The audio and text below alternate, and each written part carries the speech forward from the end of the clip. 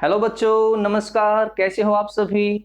आपका स्वागत है आपके अपने English YouTube channel English platform by Ravi sir पर। आज की जो हमारी क्लास रहेगी वो रहेगी क्लोज पर। क्लोज जब आपके सामने आता है तो सिरदर्द हो जाता है एक अच्छे से अच्छे लेवल के बच्चे को। और इतना शानदार ये टॉपिक है कि इसको हर क्लास के अंदर पूछा जाता है। आप बात करें 9th क्लास की, 10th की, 11th की, 12th की या कॉलेज लेवल की, या इसके बाद आप कंपटीशन लेवल की जब तैयारी करते हो तो वहां पर भी क्लोज एग्जामिनर का बिल्कुल फेवरेट टॉपिक होता है।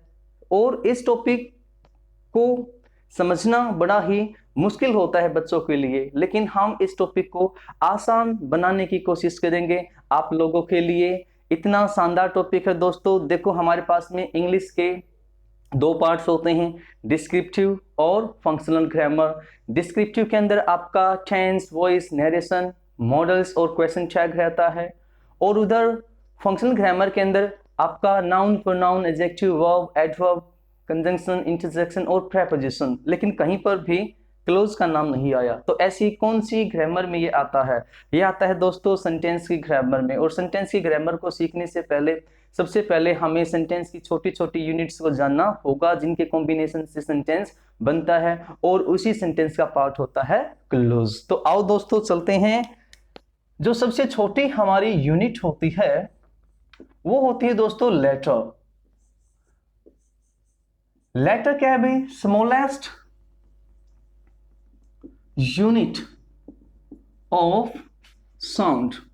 साउंड की सबसे छोटी यूनिट को हम कहते हैं लेटर, यानी सबसे छोटी यूनिट होती है। इससे छोटी यूनिट कोई नहीं होती। और जो इसकी स्टडी होती है, लेटर की जो स्टडी होती है उसको कहा जाता है साथियों फोनोलॉजी। उसको कहा जाता है phonology, study of sounds, right. आगे जब हम बढ़ते हैं तो वर्ड हमारे सामने निकल कर आता है। ये रहता है भाई लेटर्स का एक ऐसा ग्रुप जो मीनिंगफुल होता है। तो आप कह सकते हैं भी आ मीनिंगफुल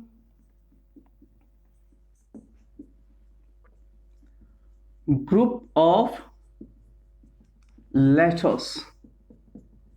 लेटर्स का एक ऐसा ग्रुप जो मीनिंगफुल होता है। एग्जाम्पल के लिए अगर हम यहां लिखें, मैंने लिखा यहां पर CR, फिर मैं लिखता हूं PEN, राइट। ये लेटर्स हैं, इकट्ठे आए हुए हैं तो ग्रुप है। और क्योंकि इनका अपना मीनिंग है तो ये वर्ड है। अगर मैं इन्हीं लेटर्स को इस तरीके से लिखा, मैंने इस तरीके से लिखा, लेटर्स तो वही हैं दोस्तों, क्योंकि अब इनका अपना कोई मीनिंग नहीं है, इसीलिए ये वर्ड भी नहीं है, राइट। ये वर्ड भी नहीं है। और वर्ड की जो स्टडी होती है उसको कहा जाता है साथियों इटिमोलॉजी। Etymology, right. एक कहा जाता है दोस्तों इसको मॉर्फोलॉजी। अब जो इटिमोलॉजी होती है वो बताती है भाई origin and history of the word. Origin and history of the word, right. अब ये जो ऐसी ऐसी ब्रांचेस है ना, इनके नाम अक्सर टीचिंग लेवल के पेपर में पूछ लिए जाते हैं, इसलिए आप लोगों को इनको भी याद करने की कोशिश करनी है। मॉर्फोलॉजी जो होता है दोस्तों, मॉर्फोलॉजी आपका रहता है भी कि how the words are formed, how the words are formed by adding prefix and suffix into the root। भाई जो रूट होती है उसके अंदर अगर उसके आगे पीछे आप प्रीफिक्स और सफिक्स को ऐड करते हो तो एक दूसरा वर्ड बनता है यस, उसका मीनिंग भी चेंज हो जाता है और उसका साथ में पार्ट्स ऑफ स्पीच भी चेंज हो जाता है। तो वो जो स्टडी होती है दोस्तों वो रहती है आपकी मॉर्फोलॉजी। यस, मान लीजिए जैसे मैंने लिखा यहाँ पर मैनेज, मैंने एक वर्ड लिखा दोस्तों मैनेज। अभी ये जो मैनेज है भाई एक वर्ब है, जैसे ही मैं इसके साथ में सफिक्स करता हूं मेंट, तो दोस्तों इसका मीनिंग भी चेंज हुआ और इसका पार्ट्स ऑफ स्पीच भी वर्ब से चेंज होकर क्या बन गया भाई, नाउन। ठीक है, अब ये नाउन बन गया। तो इस तरीके की जो स्टडी की जाती है वर्ड की वो रहती है मॉर्फोलॉजी ब्रांच के अंदर। आगे बढ़ते हैं दोस्तों, वर्ड से अगर हम आगे बढ़े तो हमारे साथ में आता है फ्रेज। फ्रेज वर्ड्स का ही ग्रुप होता है, a group of words without complete meaning. Words का एक ऐसा ग्रुप जिसका मीनिंग तो होता है लेकिन कंप्लीट मीनिंग उसका नहीं होता। क्यों? क्योंकि इसके अंदर एक वर्ब नहीं होती और जब तक वर्ब नहीं होगी तो मीनिंग कंप्लीट नहीं होगा। जैसे मैंने लिखा भाई इन द मॉर्निंग, अब इसका अपना एक मतलब तो है लेकिन कंप्लीट मतलब नहीं है, यहाँ कंप्लीट मीनिंग इसका नहीं है। कंप्लीट मीनिंग कब हो, जब आगे कोई यहाँ पर वर्ब और सब्जेक्ट साथ में दिया हुआ हो, राइट। तो दोस्तों इसको आप कहोगे फ्रेज, राइट। इससे आगे जब हम बढ़ते हैं तो आता है साथियों आपके सामने सेंटेंस। सेंटेंस क्या होता है भाई? सेंटेंस की जो डेफिनेशन है दोस्तों वो बिल्कुल फ्रेज जैसी ही होती है, बस आपको करना क्या है, इस में से इस आउट को आउट कर दीजिए। तो क्या बना भाई, a group of words with complete meaning, तो रहता है आपका सेंटेंस, राइट। किसी भी सेंटेंस के अंदर जो सिंपल से सिंपल सेंटेंस है उसके अंदर जो चीजें जरूरी हैं वो आपका सब्जेक्ट प्लस में वर्ब। अब जो ये वर्ब है दोस्तों इसके दो पैटर्न हो सकते हैं, हेल्पिंग वर्ब और मेन वर्ब, राइट। और आपका रहता है साथियों object.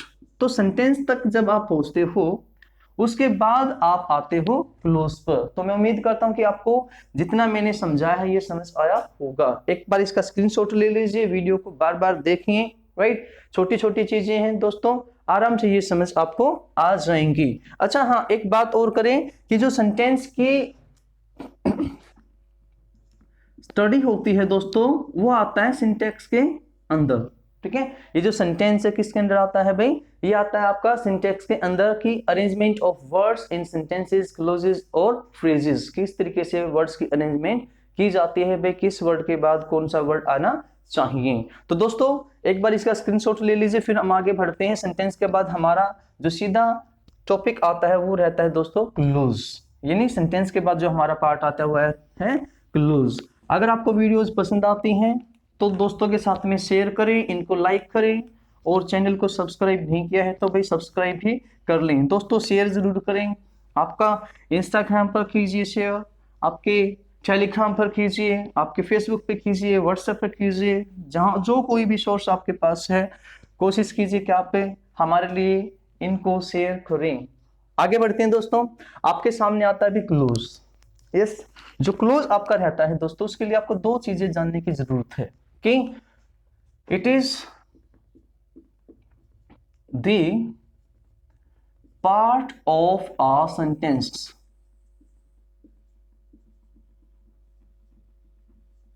it is the part of a sentence which has its own subject and predicate।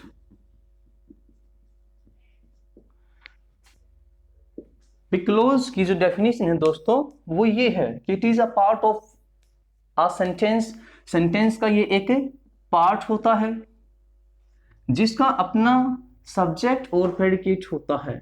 अब सब्जेक्ट और प्रेडिकेट को आप समझें भाई, सब्जेक्ट को आप जानते ही हो, जो भी करता होता है सेंटेंस में वो क्या होता है, सब्जेक्ट होता है। और वर्ब, ऑब्जेक्ट, वर्ब के साथ जितने भी वर्ड्स होते हैं दोस्तों वो होते हैं प्रेडिकेट।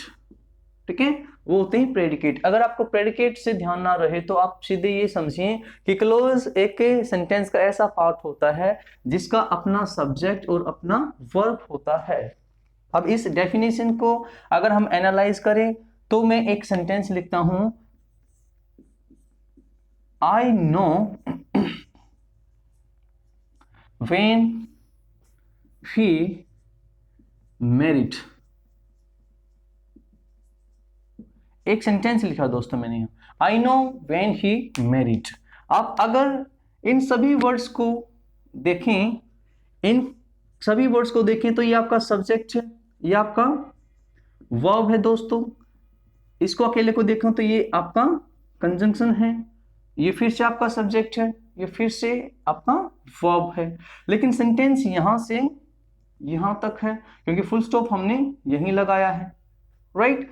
तो देखिए इधर सब्जेक्ट वर्ब, इधर यहां सब्जेक्ट और वर्ब, राइट। तो अगर हम इसको इस तरीके से देखें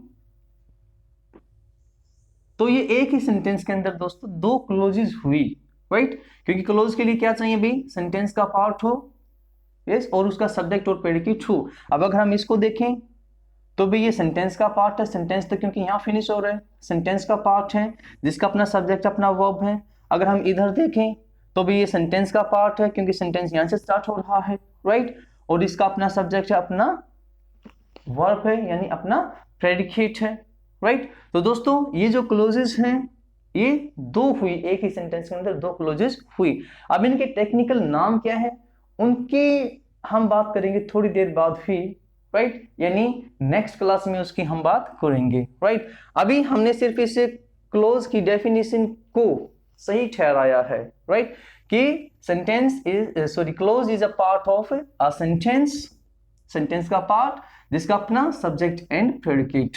तो दोनों की दोनों क्लोजेस में अपना सब्जेक्ट और अपना प्रेडिकेट है। दोस्तों अब आते हैं क्लोजेस के टाइप्स ऑफ क्लोज। जो क्लोज के टाइप हैं दोस्तों वो रहते हैं आपके सामने तीन टाइप रहते हैं। सबसे पहला होता है दोस्तों आपका प्रिंसिपल क्लोज,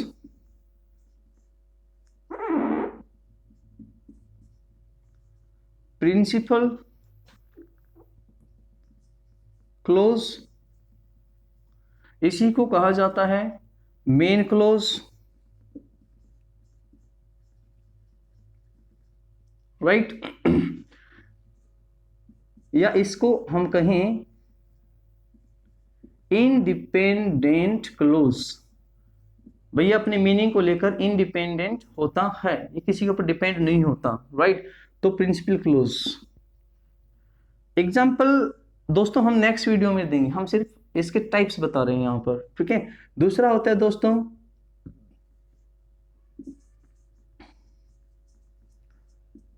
कोऑर्डिनेट क्लोज, और तीसरा आपका रहता है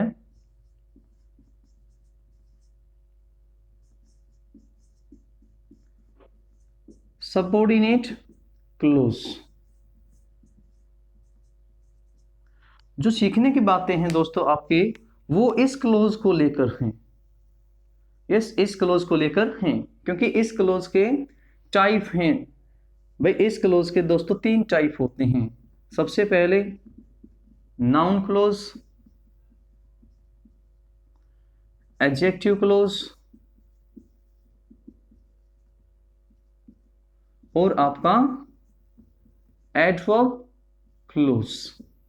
तो ये जो क्लोजेस हैं वे प्रिंसिपल क्लोज क्या होती है, कोऑर्डिनेट क्लोज क्या होती है, सबऑर्डिनेट क्लोज क्या होती है, और noun clause, adjective clause, adverb clause, इन सभी को हम 3 से 4 वीडियो के अंदर बड़े बेहतरीन तरीके से सीखेंगे। तो मैं उम्मीद करता हूं दोस्तों कि आज की जो क्लास है जो कि बड़ा बेसिक क्लास है क्लोज को सीखने के लिए। ये क्लास आपको बड़े अच्छे तरीके से समझ आई होगी। तो मिलते हैं साथियों नेक्स्ट क्लास में बड़े ही जल्द। तब तक के लिए अपने दोस्त को दीजिए इजाजत। Bye bye, tata, good night, love you all.